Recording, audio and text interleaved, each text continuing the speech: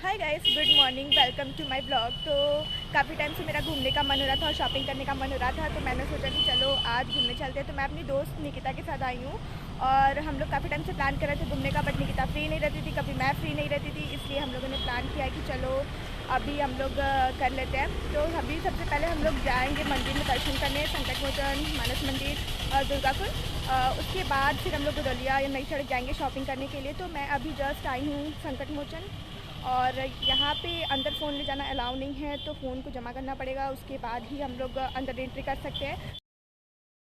Finally हम लोग दर्शन करके आ चुके हैं और मम्मी ने कुछ बोला था कि लेने के लिए बुक वगैरह, तो हनुमान चालीसा और हनुमान जी की फ़ोटो लेनी थी। तो अभी हम जस्ट हनुमान जी के बगल में एक शॉप है, वहाँ पे आए हैं और उसे लेके फिर हम चलेंगे मानस मंदिर। इस शॉप में ना बहुत ही डिफरेंट साइज़ में और बहुत ही अलग अलग वैरायटी की बुक मिल रही थी, जो कि देखने में बहुत ज़्यादा सुंदर लग रही थी। फिर मम्मी ने ये जो भी सामान वगैरह बोला था, बुक वगैरह फ़ोटो वगैरह लेने के लिए, हम लोगों ने लिया। फिर हम निकल पड़े मानस मंदिर की तरफ। यहाँ पर मानस मंदिर काफ़ी ज़्यादा पास संकट मोचन से, इसलिए हम पैदल ही निकल पड़े।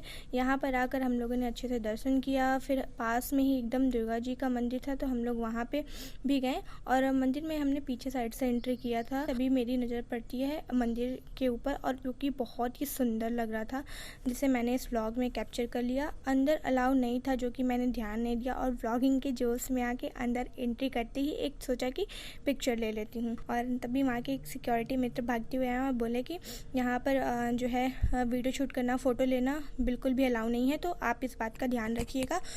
मना है।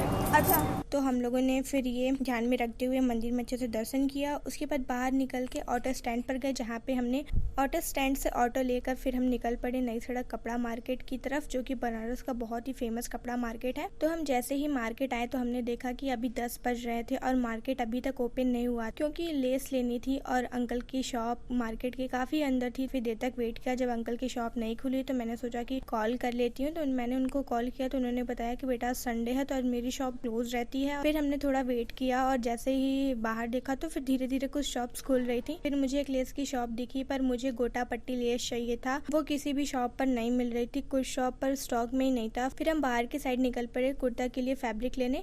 तभी एक भैया ने हम लोगों को देखा और मैं से वीडियो शूट कर रही थी, तभी उन्होंने बोला कि अच्छा व्लॉगिंग हो रही है। फिर हम दोनों वहाँ से हंसते हुए निकल पड़े। फिर हम गए एक शॉप पे, जहाँ पे हमने कुर्ते के लिए फैब्रिक देखा, तो इनकी कलेक्शन काफ़ी अच्छी लग रही थी, तो मैंने सोचा चलो देख लेते हैं। तो यहाँ पे मैंने 3 फैब्रिक देखी। एक जॉर्जेट बेस पे था, जो कि ये सी ब्लू कलर था, और 2 रेयॉन बेस पर। हमें जो फैब्रिक चाहिए था वो जॉर्जेट बेस पे नहीं था, और जो था भी वो हमें पसंद नहीं आ रहा था। हमने एक बार प्राइस चेक करने के लिए पूछा कि इसकी प्राइस क्या है, तो उन्होंने बोला कि आपको किस लिए चाहिए, तो मैंने बता दिया कि कुर्ता के लिए। और जैसे ही मैंने कुर्ता के लिए बोला, उन्होंने तुरंत इसका प्राइस बढ़ा दिया। पर मुझे याद है कि मैं जब नेक्स्ट टाइम आई थी, जब मैं कॉलेज में थी, तो मैंने कुर्ता बनाने के लिए 200 to 250 के बीच में कुर्ते का फैब्रिक लिया था, और मैंने जहाँ से लिया था वो शॉप अभी ओपन नहीं हुई थी।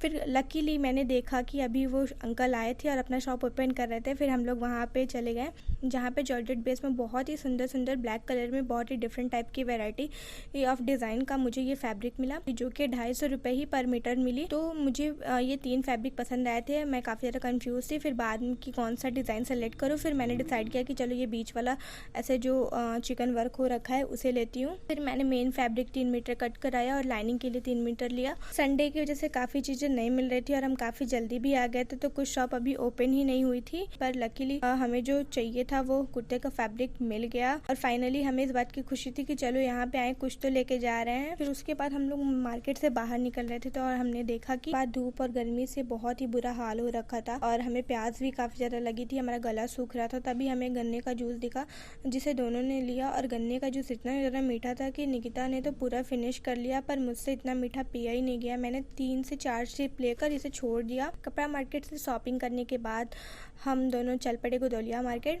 गुदौलिया मार्केट में जैसे ही एंट्री किए तो एक बात की बड़ी खुशी हो रखी थी कि चलो यहाँ पे लगभग सारे शॉप ओपन हो रखे हैं, और जो नहीं भी हो रखे थे वो धीरे धीरे खुल रहे थे। तो मुझे काफ़ी टाइम से चिकन कुर्ती पहनने का बड़ा ही मन हो रहा था, जो कि मुझे लेना भी यहाँ यही था।